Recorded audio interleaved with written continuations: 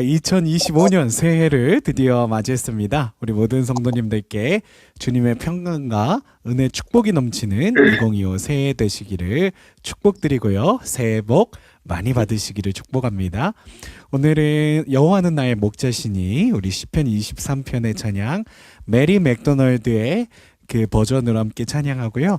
그릿이라는 제목으로 벌써 테드 강의를 통해서 만나는 성경적 리더십 21번째 시리즈가 되겠습니다. 오늘 그렇게 말씀 나누는 시간으로 갖도록 하겠습니다. 여호와는 나의 목자시니 내가 부족함이 없으리로다. 네, 함께 찬양하며 나아가겠습니다.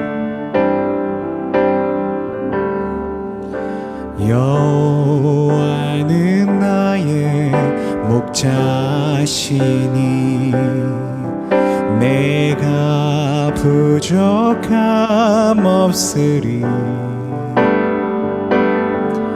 푸른 초장에 누이시며 나를 쉴 만한 물가로 주께서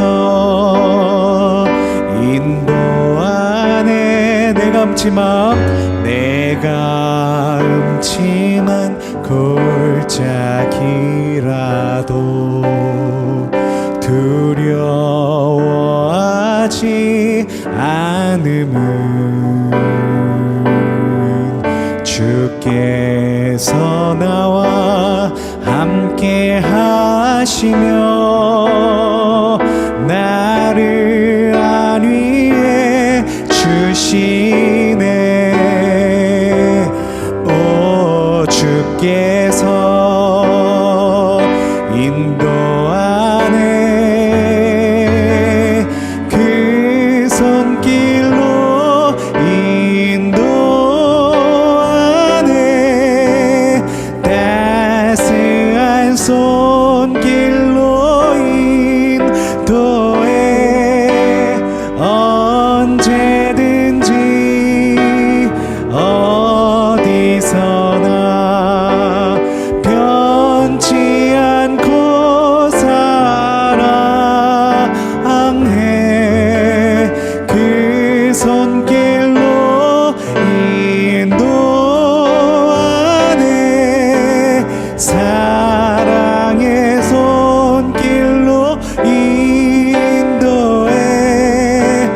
두려움 없고 실패 없네. 주의 사랑 나의 사랑. 아멘. 주님 자비로움과 선하심, 주님 자비로움과 선하심, 아멘. 평생 나를 따르리니 내가 여호와 집에 거하리. 영원히 내 주 찬양해. 오 주께서 인도하네. 그 손길로 인도하네. 따스한 손길로 인도해. 언제든지 어디서나 변치 않고 사랑해. 그 손길로 인도하네. 사랑의 손길로 인도해. 두려움 없고 실패 없네. 주의 사랑 나의 사랑. 아멘. 우리가 함께 기도할 때 주님 그렇습니다. 주님을 바라보며 끝까지 주님 앞에 매달려 있었던 다윗은 사망의 음침한 골짜기가 그에게 이른다 할지라도 해를 두려워하지 않으며 마침내 주님께서 가장 마음에 합한 자라는 그런 어떤 칭찬을 받는 귀한 하나님의 사람이 되어진 줄로 믿습니다. 주님, 우리도 끝까지 주님의 성실하심과 인자하심을 우리들이 기대하며 끝까지 주님을 향한 믿음에 붙들려 있을 수 있는 2025년 한 해가 되어질 수 있도록 우리들을 붙들어 주시옵소서. 우리 함께 주님 앞에 이 신앙 끝까지 붙들고 2025년 주님이 잘했다 칭찬하시는 그런 새해가 되게 해달라고 우리 함께 기도하며 나가겠습니다. 함께 기도하겠습니다. 아버지 감사합니다.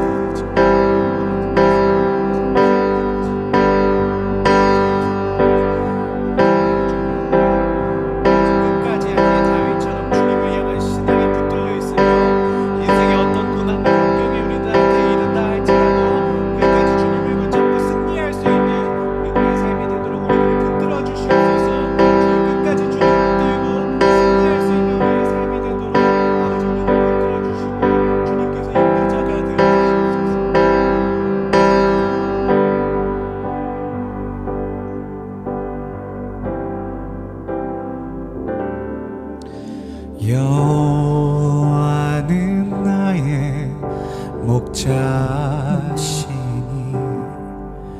내가 부족함 없으리. 푸른 초장에 누이시며 나를 쉴 만한 물가로 오 주께서 인도하네.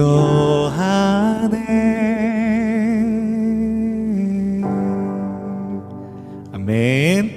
주님께서 이끄시는 2025년 한 해 다 되시기를 간절히 축복합니다. 아멘. 오늘 하나님께서 우리에게 주시는 말씀은 시편 23편입니다. 우리 함께 읽겠습니다. 여호와는 나의 목자시니 내게 부족함이 없으리로다. 그가 나를 푸른 풀밭에 누이시며 쉴만한 물가로 인도하시는도다. 내 영혼을 소생시키시고 자기 이름을 위하여 의의 길로 인도하시는도다. 내가 사망의 음침한 골짜기로 다닐지라도 해를 두려워하지 않을 것은 주께서 나와 함께 하심이라. 주의 지팡이와 막대기가 나를 안위하시나이다. 주께서 내 원수의 목전에서 내게 상을 차려주시고 기름을 내 머리에 부으셨으니 내 잔이 넘치나이다. 내 평생에 선하심과 인자하심이 반드시 나를 따르리니 내가 여호와의 집에 영원히 거하리로다. 살리로다. 아멘.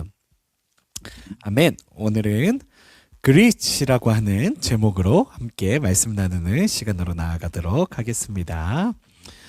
오늘 목표는요. 오늘의 목표는요. IQ, 재능, 환경보다 중요한 것은 바로 열정적으로 끝까지 끈기 있게 하는 것, 바로 그릿이다 라는 말씀을 하시는 엔젤라 박사님의 이야기를 좀 들어봤으면 좋겠고요. 그리고 특별히 성경 속의 위대한 그릿의 모범을 보여준 우리가 다윗을 시편 말씀을 통해서 묵상하면서요, 믿음으로 승리하는 2025년 우리가 되기를 결단할 수 있는 이 시간이 되어질 수 있으면 참으로 의미 있는 시간이 되어질 줄로 믿습니다. 자, 먼저 엔젤라 더크워스 박사님을 제가 소개해 드리도록 하겠습니다. 그래서 엔젤라 리 더크워스시거든요. 그래서 혹시 한국 2세인 줄 알고 너무 기뻐서 찾아봤는데 중국 2세십니다. 중국 부모님, 1세 부모님 밑에 자란 중국인 2세시고요. 펜실베니아 대학교의 심리학과 교수시고요. 하버드 대학교에서 신경생물학 연구로 수석 졸업을 하신 후에 마샬 장학재단의 지원을 받으시면서 옥스퍼드 대학교에서 신경과학 석사 학위를 하신 이후에 펜실베니아 대학교에서 심리학 박사 학위를 받으셨습니다. 현재 백악관, 세계은행, 포천 500대 기업의 최고 경영자들의 자문위원으로 활동을 하고 계시고요. 인성발달의 연구와 실천을 임무로하는 비영리 단체인 캐릭터 랩의 설립자이자 연구부장이시기도 합니다. 세계적인 경영 컨설팅 회사 맥킨지앤컴퍼니에서 처음 직장 생활을 시작하셨었는데요. 그녀는 고액 연봉을 받는 컨설턴트 되는 것보다 아이들을 가르치는 일이 자신의 천직임을 깨달으시고요. 모두가 선망하던 그런 직장과 자리를 떠나서 박봉의 뉴욕시 공립고등학교의 교사가 되어서 아이들에게 수학을 가르치시게 된 계기가 있었습니다. 그곳에서 이 그릿이라고 하는 이론을 발견하셨는데요. 성적이 좋은 학생과 나쁜 학생의 차이점은 단순히 IQ에 있지 않다는 사실에 주목을 하게 됩니다. 여러 해에 걸쳐 학생들의 성장을 지켜보면서 인생의 성공에 있어서는 재능이나 성적보다 훨씬 더 중요한 다른 요인이 작용한다는 것을 깨닫고요. 그것을 연구하기 위해 심리학에 매진을 하셨고요. 그래서 결론적으로 그녀가 찾은 이 그릿이라고 하는 연구는 버락 오바마 대통령과 미국 재무부 장관 제닛 옐런 등의 연설 등에 활발하게 인용이 되셨고요. 그녀의 테드 강의는 1533만 회가 넘는 조회수를 기록하셨고요. 지금까지도 많은 사람들에게 영감을 주고 계십니다. 이 책 한국어로 번역되어 있습니다. 그릿이라고 하는 책도 있습니다. 이 책은 그녀의 연구가 담긴 첫 번째 저서입니다. 우리 먼저 엔젤라 더크워스 우리 박사님의 강연을 테드 강연을 제가 6분 정도로 줄여왔습니다. 그거 먼저 보고 돌아오시겠습니다.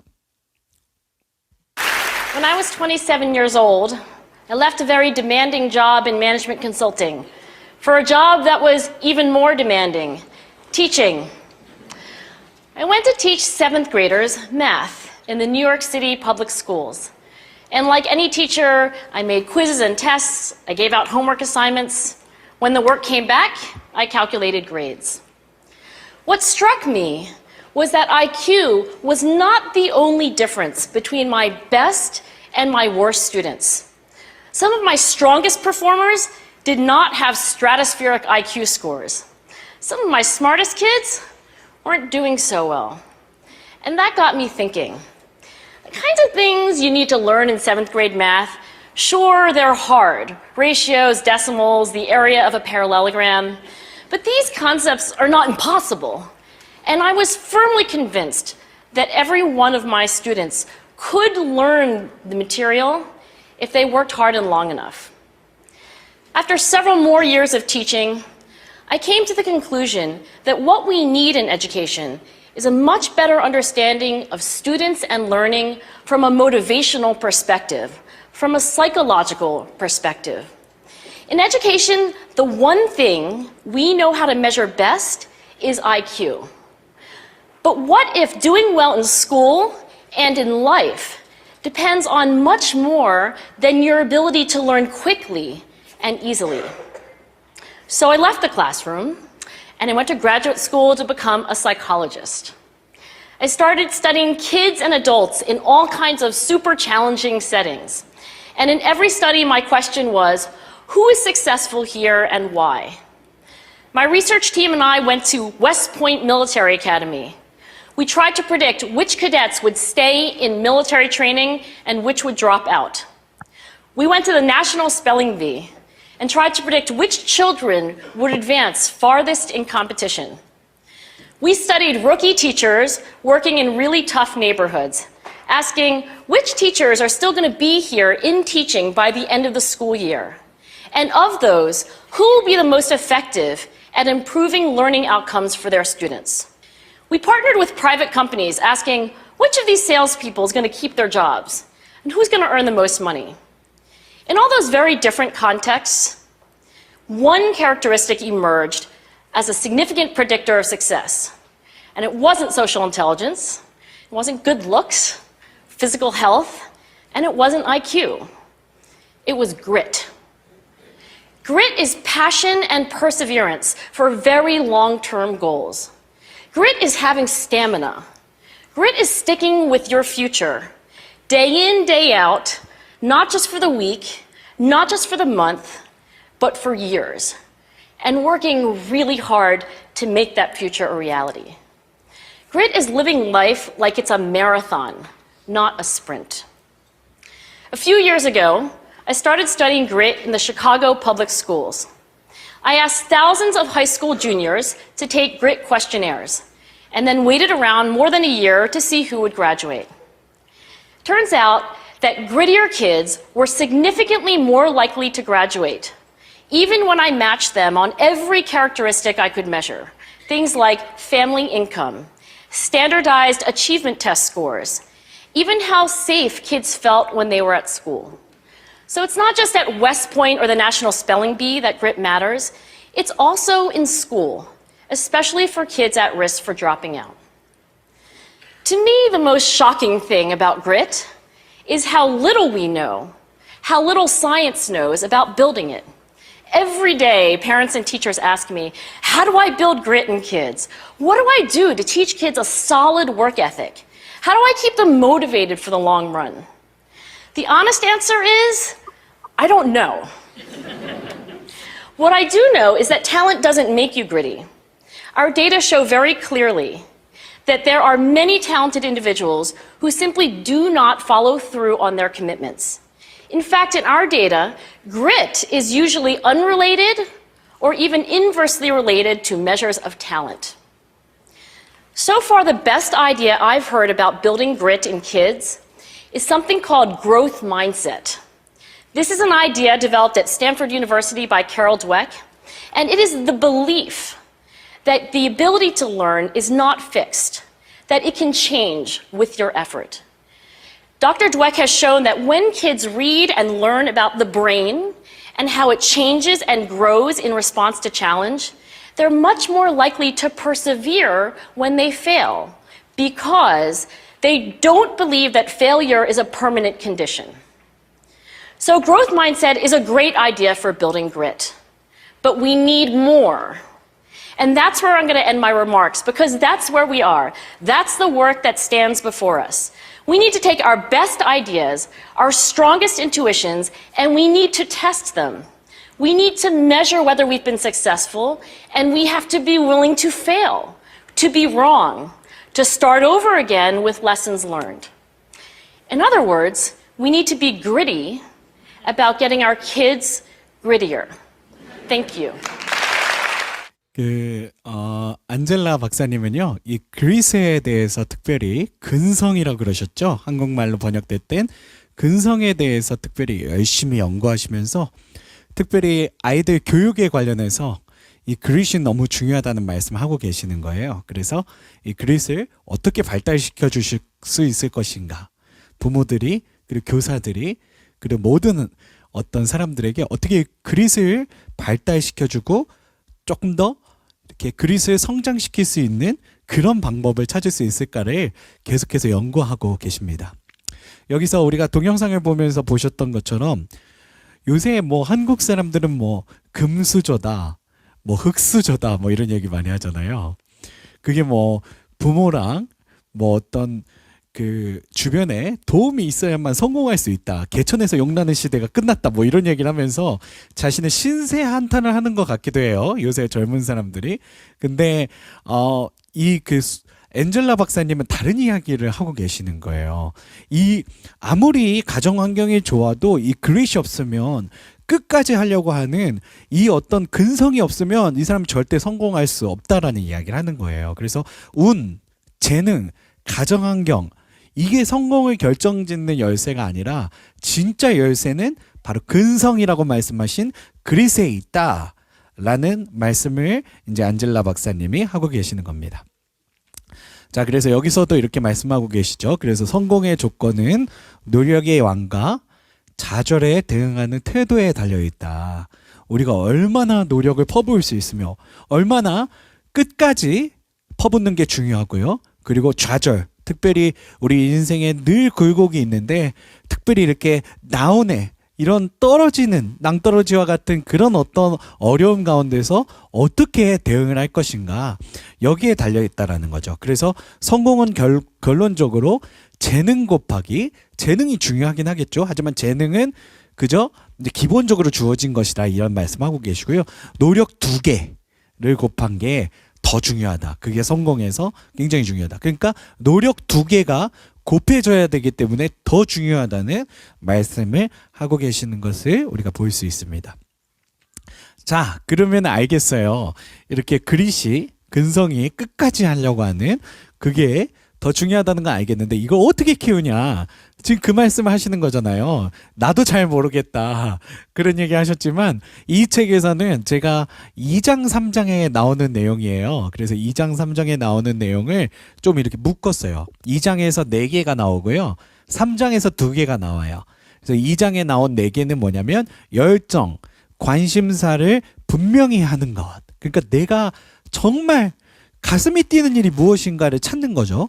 그리고 관심사를 남다른 성과로 연결시키는 거. 그냥 내가 가슴이 뛴다는 거 아는 걸로 끝나는 게 아니라 어떻게 이거를 내가 정말 더 성취하고 이룰 수 있는 삶의 어떤 그런 어떤 도전과 비전으로 삼을 수 있을 것인가가 굉장히 중요하다는 거고요. 더 높은 목표의식, 그냥 여기에 안주하려고 하는 게 아니라 내가 작은 성공이 있다 할지라도 더 큰 성공으로 가기 위해서 더 준비할 수 있는 것이 중요하다는 말씀하고 계시고요. 그 어떤 역경도 이겨낼 수 있다는 마음가짐이 중요하대요. 역경은 누구에나 있는데 그 역경에 그냥 한번 풍파 맞아서 쓰러지는 나무가 되는 것이 아니라 풍파를 맞고서 막 휘어지고 막 가지가 꺾이고 막 상처가 나고 생치기가 생겨도 끝까지 이겨낼 수 있다는 그런 어떤 회복 탄력성이 있는 그런 마음가짐이 중요하다는 말씀이시고요. 5번, 6번은 조금 공동체와 관련된 것이었는데요. 이 3장에 나오는 내용을 제가 갖다 붙인 겁니다. 그래서 낙관성을 확신시켜라. 특별히 우리는 학습된 무력감이라는 게 있거든요. 그래서 나는 할 수 없을 거야. 내까짓 게 뭘 할 수 있어? 나는 이렇게 외모도 그렇고 IQ도 낮고 그래 나는 뭐 특별히 뭐 좋은 집안에 태어난 것도 아니잖아. 이게 이제 무력감이죠. 학습된 무력감이에요. 근데 이 학습된 무력감에 빠져 있으면 어떤 일도 할 수 없다라는 겁니다. 그래서 낙관성. 그래, 내가 노력하면 할 수 있어.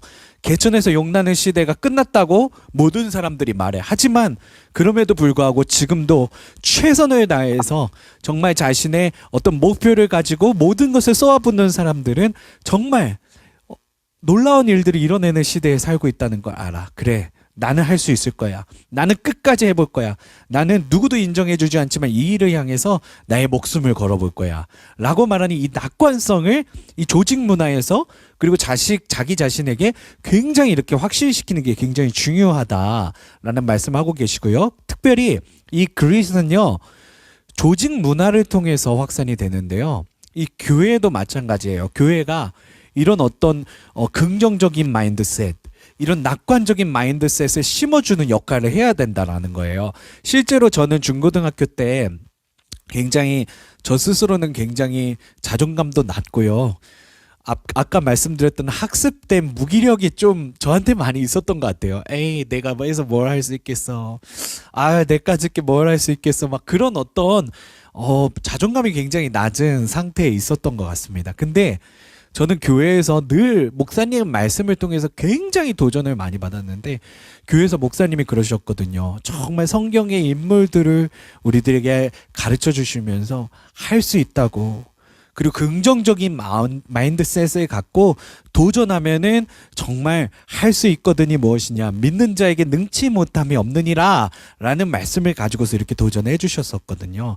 그래서 교회에서 하나님 주시는 말씀을 듣고요 정말 거기서 정말 무너졌던 저의 그런 어떤 무력감을 회복할 수 있었던 것 같습니다. 그래서 교회는 이 그릿을 배양하는 문화를 만들어야만 합니다. 그래서 교회에서 목사님이 이런 말씀을 굉장히 많이 선포하시고 그리고 교회의 어떤 조직과 체계 가운데서 이 격려해주고 그리고 또 응원해주고 칭찬해주고 하는 문화를 만들 때 이 교회 문화 조직을 통해서도 그릿이 배양될 수 있다라는 것을 말씀하고 계시는 것을 볼 수가 있습니다.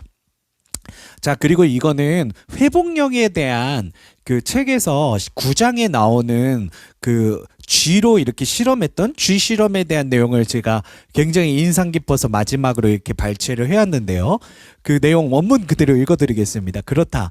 회복력이 강한 이 쥐들은 성체기에 통제할 수 없는 전기 충격을 받아도 무력하게 있지 않았다. 다시 말해서 어린 쥐에게 닥친 죽지 않을 만큼의 시련은 스스로의 노력으로 상황을 통제할 수 있었을 때만 강인한 어른 쥐로 성장시켰다. 이게 무슨 실험이었냐면요. 쥐들이 청소년기가 한 5주째래요. 5주째가 쥐들의 청소년기인데 그때 쥐들이 있는 데다가 이렇게 전기 충격이 가해지게 했대요. 근데 그 앞에 쥐들이 어떤 핸들 같은 게 있었나 봐요. 그 핸들을 딱 잡아서 돌리면 전기가 딱 끊어지게 되는 그런 설계를 해놓은 쥐군이 있었고요. 실험군이 있었고요. 그냥 전기 충격이 그대로 어떤 방어 장치도 없이 그대로 여과되지 않고 들어가는 그런 어떤 실험군이 있었는데 여기 그 구장에서 나오는 스스로의 노력으로 상황을 통제할 수 있을 때 그때 어떠한 그런 어떤 전기 충격의 위해가 가해져도 그것을 이겨낼 수 있는 쥐로 성장했다라는 그 결과를 가져오신 겁니다. 그래서 뭔가 우리 삶에 견딜 수 없는 고통이 있을 때가 있는 것 같습니다. 근데 이 견딜 수 없는 고통, 사망의 음침한 골짜기라 할지라도요, 우리 그리스도인들에게는요, 스스로의 노력으로 상황을 통제할 수는 없지만, 우리의 생각과 판단으로는 이 상황을 통제할 수 없지만, 다윗이 그랬던 것처럼 그런 사망의 음침한 골짜기에서도 주님을 붙들고 기도할 수 있기 때문에 우리는 그 어떠한 인생의 굴곡 가운데서도 정말 이 상황을 통제할 수 있는 하나님의 능력 가운데 통제되어지는 바로 그 상황으로 나아갈 수 있게 되어지는 줄로 믿습니다. 그래서 우리에게 정말 견딜 만한 시험을 주신 하나님이심을 믿고 의지하며 우리가 이 견딜 만한 시험을 통과할 때마다 우리들이 더욱더 성숙한 그리스도인으로 성숙한 어른으로 성장할 수 있겠다라는 생각을 이 엔젤라 박사님의 쥐 실험을 통해서 한번 생각해 보게 되었습니다. 자, 오늘 시편 23편을 통해서 정말 다윗을 우리가 조금 생각해 볼 수 있었으면 좋겠습니다. 이세의 수많은 자녀들 중에서 다윗은 정말 보잘것없는 자녀였습니다. 아버지가 정말 사울 왕 앞에 내세울 수조차 없을 정도로 정말 모든 형들은 다 갔다가 사울 왕을 딱 이렇게 대면했을 때 딱 이렇게 내세울 수 있었는데 다윗은 꺼내보지도 않았습니다. 그럴 정도로 이세의 자녀들 중에 다윗은 정말 아무것도 아닌 존재였어요.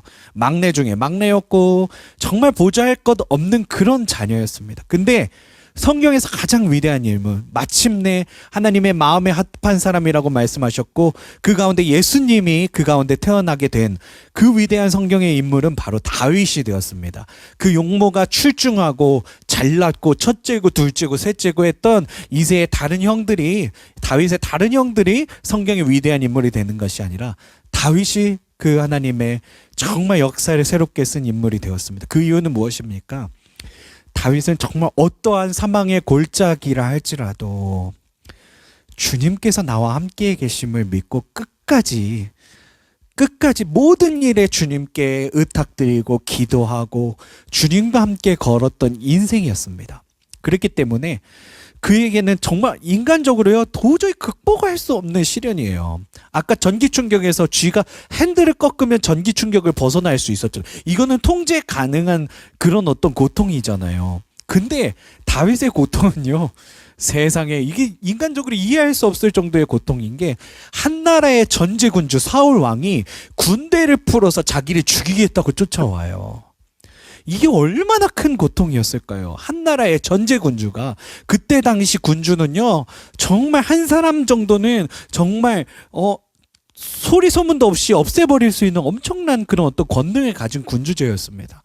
그런 군주가 쫓아오는 상황 가운데 사망의 음침한 골짜기 가운데 정말 자기 자식이 나중에는 자기를 죽이겠다고 쫓아오는 가운데 그럼에도 불구하고 다윗은 인생을 포기하지 않았습니다. 끝까지 주님께 의탁드리며 자신의 삶을 의탁드리며 정말 빠져나올 수 없는 그런 어떤 사망의 음침한 골짜기 정말 죽을 수밖에 없는 모든 것을 포기할 수밖에 없는 상황 속에서 끝까지 하나님 앞에 매달렸고 근성을 가지고 이 어려움을 극복해낸 다윗이었는 줄로 믿습니다. 그래서 마침내 하나님께서 이스라엘의 역사 가운데 가장 다윗의 별로 새겨주신 그런 놀라운 성경의 인물이 되어진 줄로 믿습니다. 그래서 우리 또한 2025년을 우리들이 시작하면서 때로는 우리 인생에 업앤다운이 있을 텐데 그 가운데 내가 사망의 음침한 골짜기로 다닐지라도 해를 두려워하지 않을 것은 주께서 나와 함께 하심이라. 주의 지팡이와 막대기가 나를 안위하시나이다. 6절 내 평생의 선하심과 인자하심이 반드시 나를 따르리니 반드시 나를 따르리니 내가 여호와의 집에 영원히 거하리로다. 이 다윗의 고백이 2025년을 시작하는 우리 모두의 고백이 되어서 정말 2025년 한 해 동안 내가 주님만 정말 끝까지 붙들고 주님만 끝까지 의지하였습니다. 신실하신 성실하신 주님의 은혜만을 기대하며 살아왔습니다 라고 2025년을 회고할 수 있는 우리 모두가 되어주기를 간절히 축복합니다. 아멘. 우리 함께 1절에 그 고백을 함께 나누고요. 그리고 축복 기도하고 마칠 수 있었으면 좋겠습니다. 우리 1절의 고백만 함께 나누고 오늘 예배 마치도록 하겠습니다. 여호와는 나의 목자시니 함께 고백하겠습니다. 여호와는 나의 목자시니 아멘. 내가 부족함 없으리. 푸른 초장에 누이시며 나를 쉴 만한 물가로 오 주께서 아멘 인도하네. 이제는 우리 주 하나님의 극진하신 사랑하심과 우리 주 예수 그리스도의 십자가에 달리시기까지 우리를 위해 목숨 바쳐 사랑하신 그 은혜와 또 우리 주 성령 늘 함께 하시며 내주 교통하시는 은총이 오늘 이 시간 실시간으로 이 예배에 참여하시는 우리 모든 성도님들과 녹화된 영상을 보시고 은혜 받으시는 우리 모든 성도님들 머리 가운데 영원 무궁토록 함께 하시기를 간절히 축원하옵나이다. 아멘.